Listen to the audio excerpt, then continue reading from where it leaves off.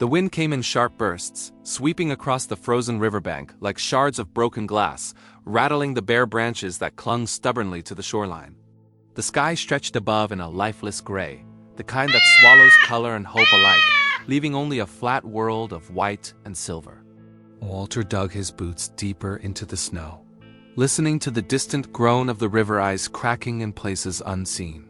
His hands, raw from winter, gripped the handle of his fishing pole, though he hadn't even cast a line yet.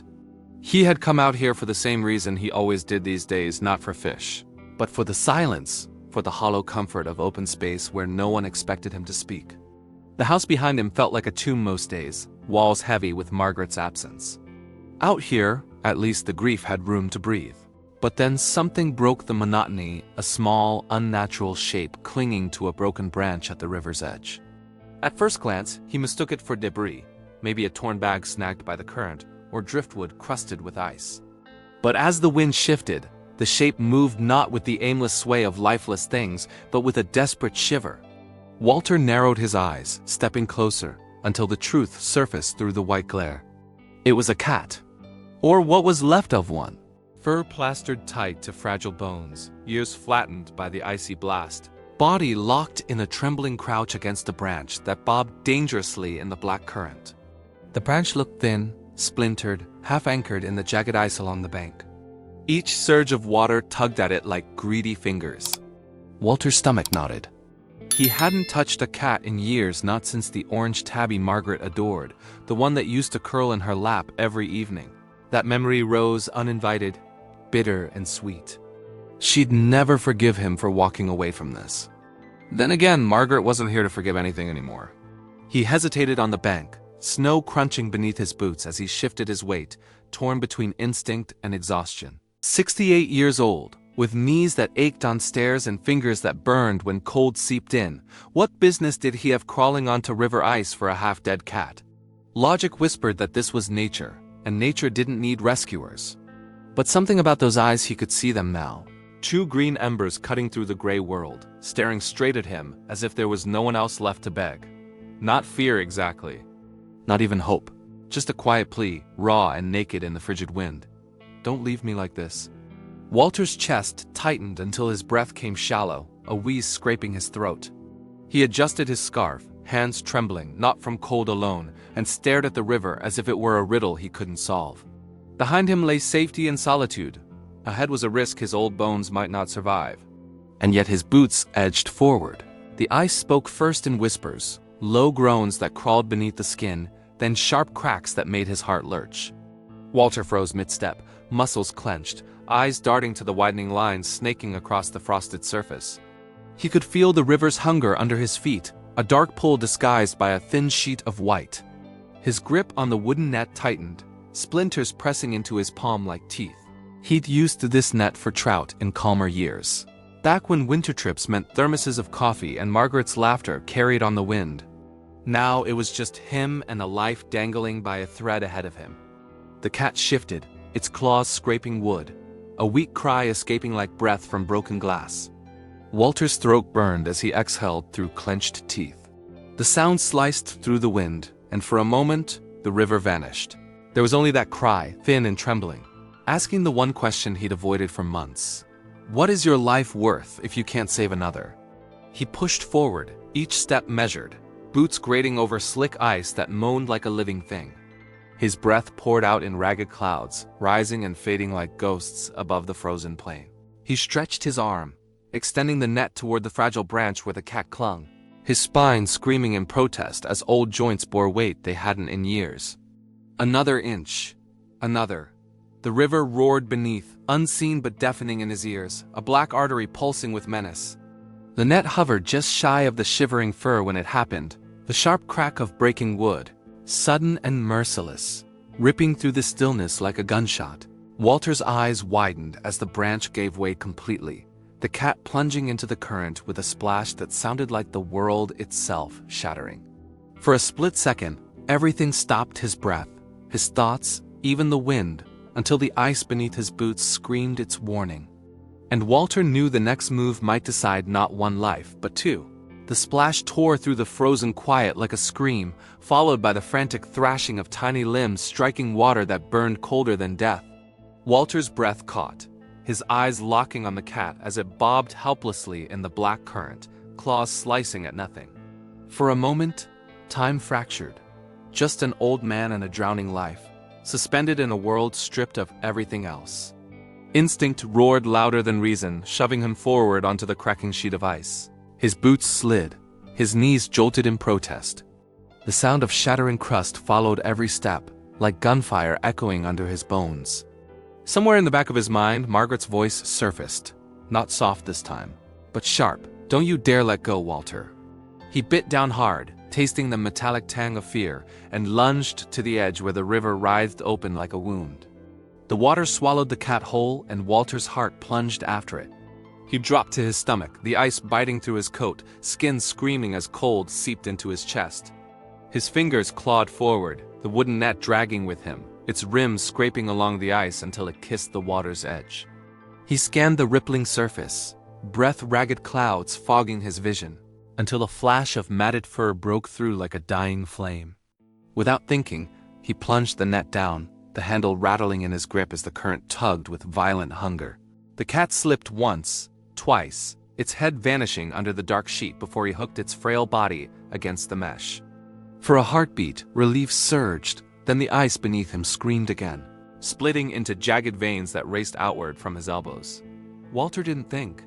He hauled up with a strength he hadn't felt in years, dragging both net and life toward him while gravity clawed to claim them both. The cat spilled onto the ice like a rag of sodden fur, limbs limp, eyes dull and glazed with terror.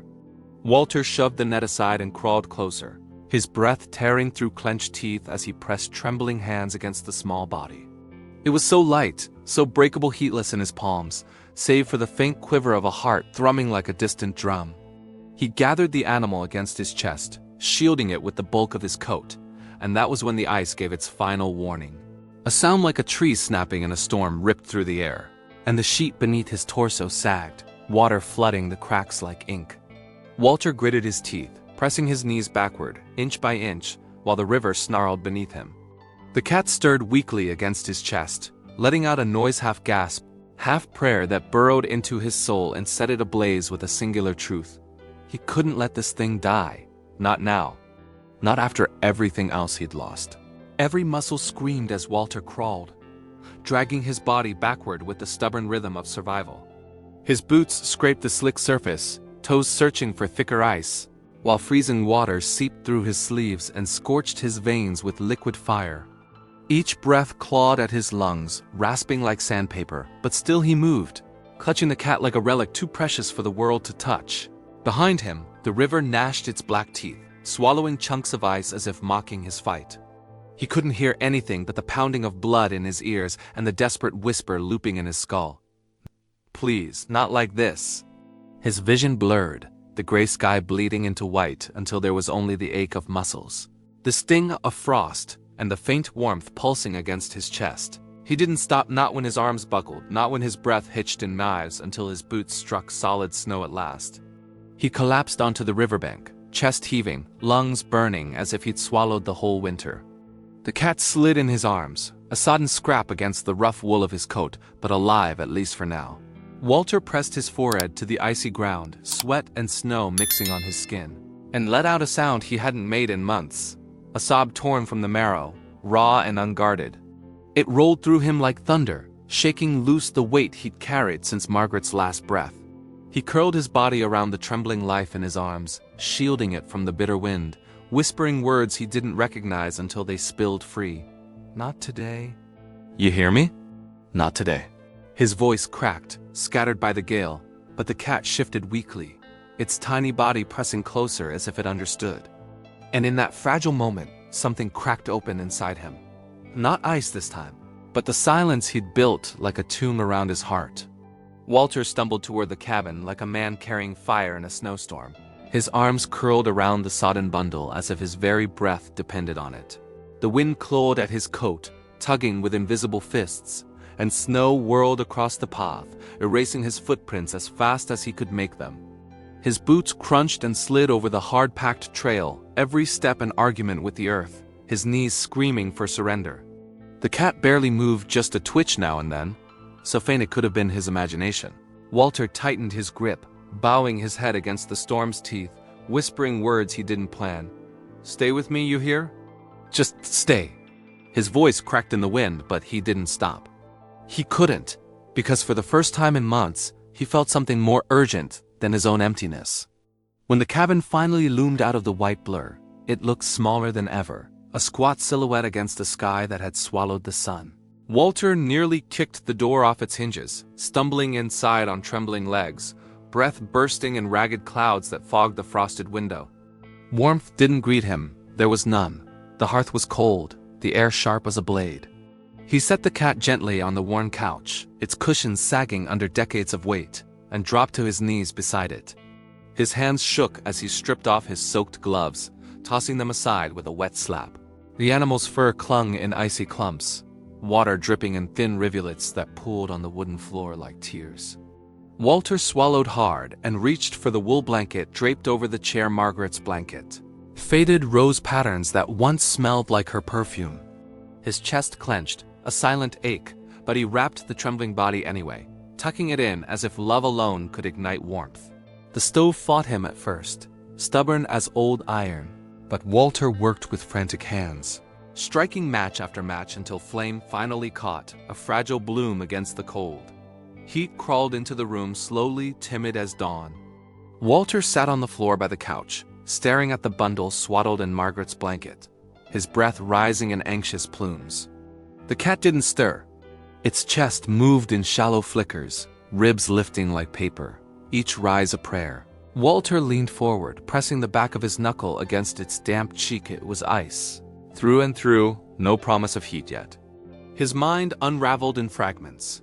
Margaret's voice humming in the kitchen, the cat they once had curling by her feet, evenings lit by lamplight and laughter. He bit down hard, tasting salt before he realized tears had gathered in his eyes, sliding hot down his frozen skin.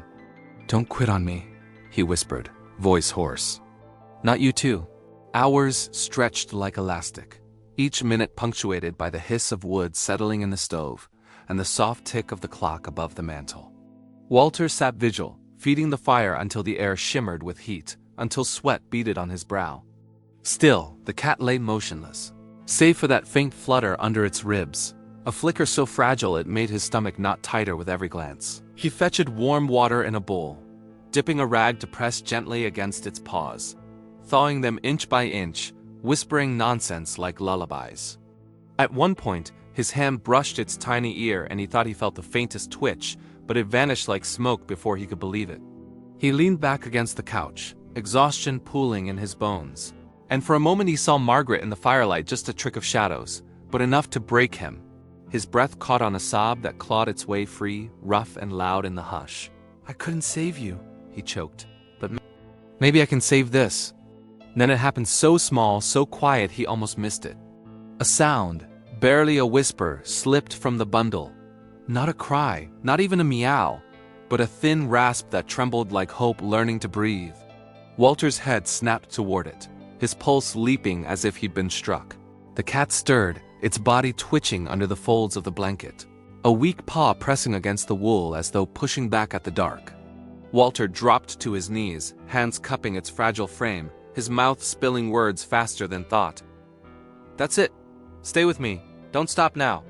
He felt it then, a warmth blooming under his fingertips, faint but real, spreading like a secret the cold couldn't steal.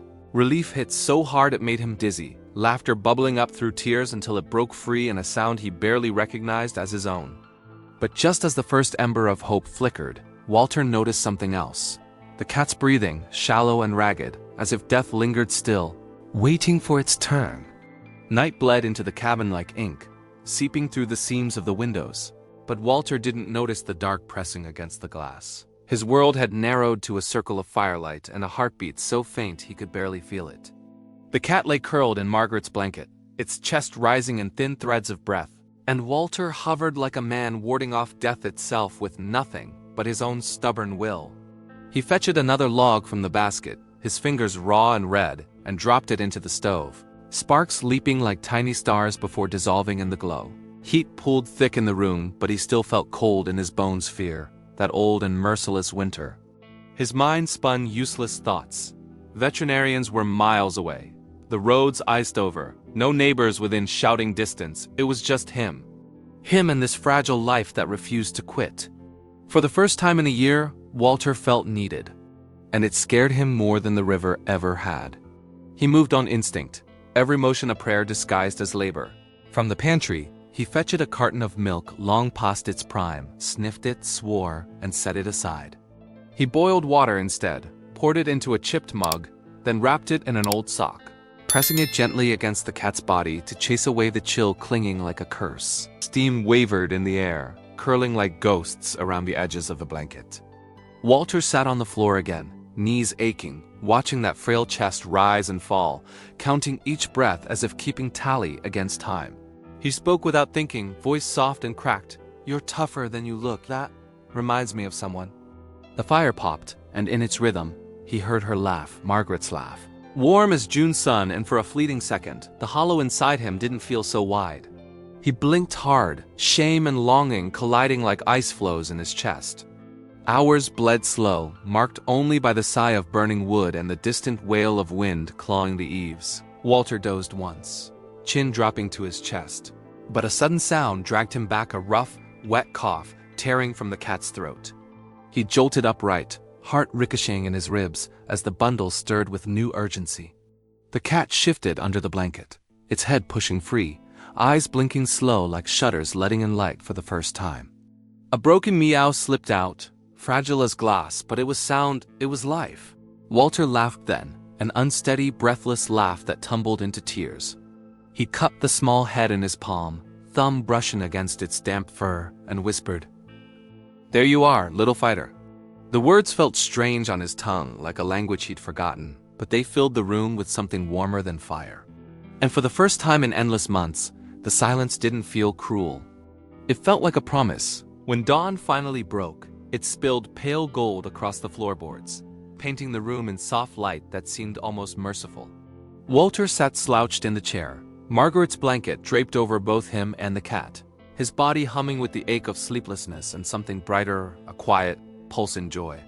The cat was awake now, curled against his chest, purring in a low, uneven rhythm that vibrated through his ribs like a second heartbeat.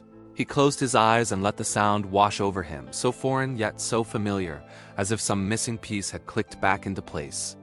He thought of all the mornings he'd woken alone, the coffee pot cold, the air heavy with silence. This morning was different. This morning the world had given him something back. Not Margaret, nothing could, but something small, something alive, something worth the fight. His arms tightened slightly, and he whispered, almost shy, "Guess it's you and me now." Walter stood at the door hours later, watching the sky blush pink over the white fields, the cat perched on the sill, tail flicking lazily. The storm had passed. The world looked softer, gentler, as if even winter had grown tired of being cruel. He reached out, scratching behind the cat's ear, and felt it lean into his touch with a trust so pure it stole his breath. He thought of yesterday, the emptiness, the gray weight pressing on his chest, and marveled at how quickly a life can tilt. How salvation sometimes comes wrapped in fur and silence. Walter smiled then, a real smile that cracked the ice of his grief, and whispered into the hush, "Thank you for letting me find you." The cat blinked slow, its green eyes gleaming like shards of spring, and for the first time in so long, Walter felt the world turn forward again. Not back to what it was, but toward something new. Something worth staying for.